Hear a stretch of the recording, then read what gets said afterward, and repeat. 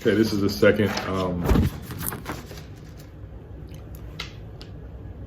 video journal. My name is Al Johnson and I have cancer.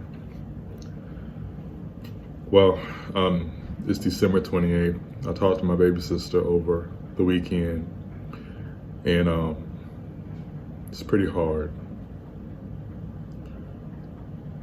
You know, she started crying, I started crying.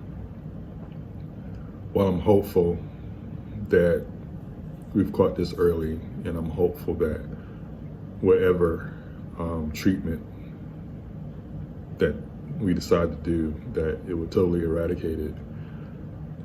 You know, like I said before, I've known men to die from it. And reading this book that the prostate or the urologist told me to read, says that African Americans had the most aggressive strain, which didn't make me feel good at all, you know. I don't know if I'm suppressing it way down, or, I mean, I cried a little bit, but it wasn't a whole lot. I don't know if I'm even processing this. I think I kind of react differently, you know, like I don't have a sad face, even though it may feel like it's sad. You know, typically I smile when I'm in emotional distress. But, you know, this thing is real. Like, I had to think about this Christmas, like, is this the last Christmas? Because we just don't know. We're hopeful that I can beat this. It sounds so bizarre, you know, because I'm used to hearing other people saying this, you know. I'm hopeful I can beat this, but I'm not sure I can beat this. And I thank everybody for praying, you know, but I refuse to live under any illusions of grandeur, right? That I could very well die from this.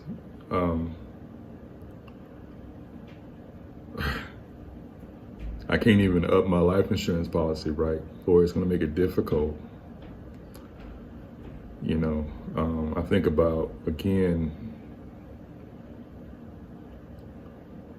will I be there for my daughter when she graduate from high school and get married, have children?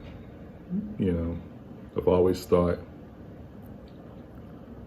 that I will live to be like in my 90s, like I'll be the last Negro or the oldest Negro, you know, alive. But I just don't know. And like when I was a child, I was sickly. But when I became an adult, I really didn't get sick. I mean, I've had gallbladder surgeries and kidney stones, but the only medicine I'm on is blood pressure medicine. You know, so I've been relatively healthy. I haven't told a lot of people. I have to build a support system, so I'm choosing who to tell. I refuse to be one of those people that do this for sympathy or disingenuous behavior and comments, you know. I don't need to be flooded by people who don't talk to me. I just want to do it, you know. Either I do this and come out, and then I tell my story, or I do this and I pass and you hear my story. Either way, I only want my circle to, you know, really support me.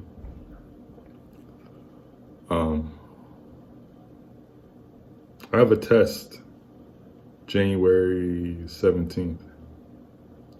And I still haven't shed real tears yet. You know, that's the thing about it. maybe after the 17th, the 21st, I have the meeting with the urologist to tell me what stage I'm in, what the treatment options are. Speaking of treatment options, removing the prostate, from what I read, and sex is really important to me. Like, I'm not 80 years old or 60 or even 50, right? So I still want to have sex.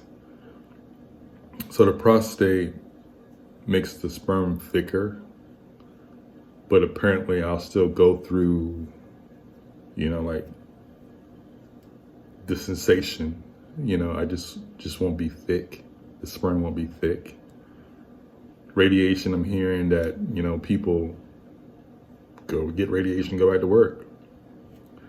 Chemotherapy is what I'm really concerned about, because that destroys like a lot of your system, and people have died from chemotherapy.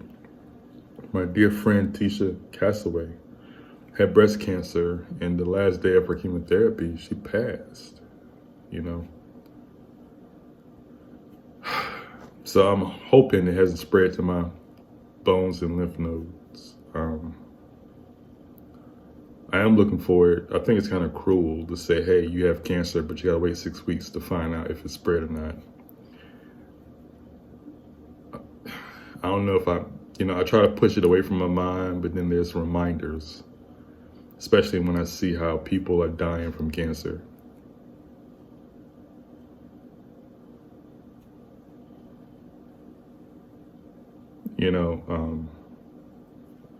You think about, like, am I really going to be able to accomplish the things that I want to accomplish? Am I really going to make this mark the way I envisioned it, Because I don't believe I'm too old to make the mark that I want to make and do the things that I want to do.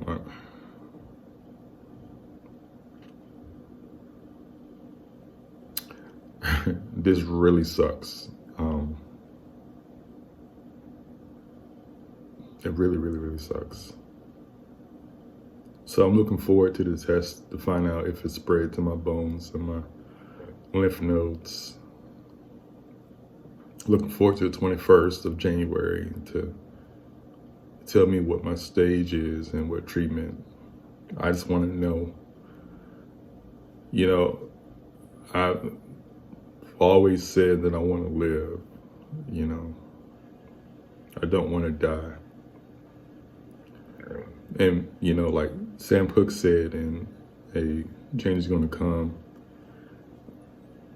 I'm a believer, but I don't know what's up there in the sky. You know what I mean? I just don't know.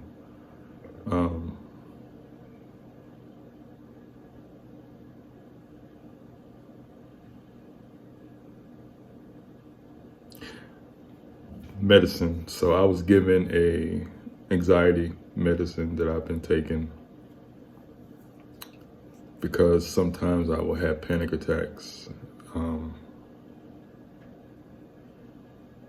It does calm me down, but it also makes me very sleepy. So I'll be out for like the whole day when I take it. I generally try to take it on weekends.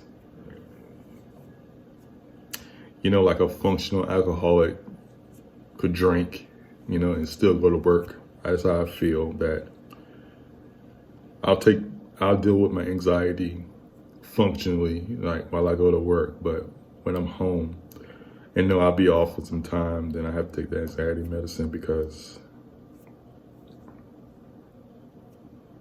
when I think about it, I get scared and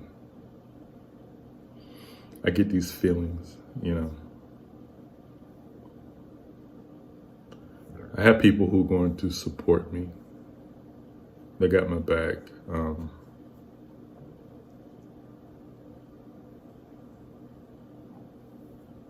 know it's a tough burden to lay on somebody.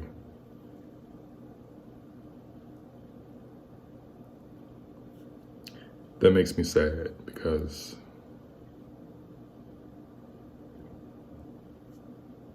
This is heavy, you know. But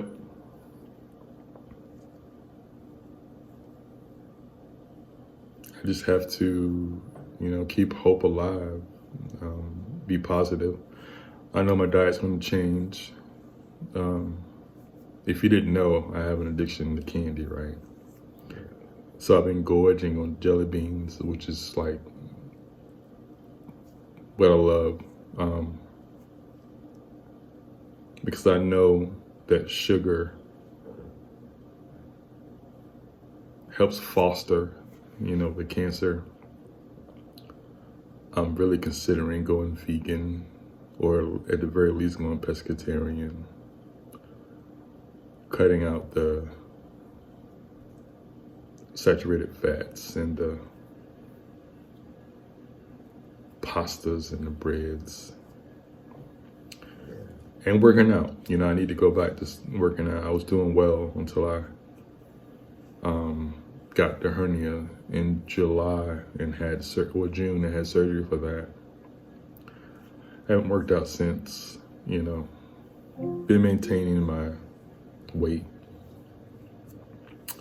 242, 243, in case you're wondering. So I'll try to keep you updated at least weekly, or whenever I'm feeling some intense emotion.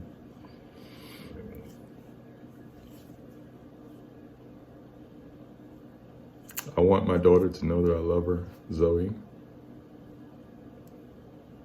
Whether I'm alive when you're watching this and watching this together, or whether I passed on, just know that I love you intensely and fiercely.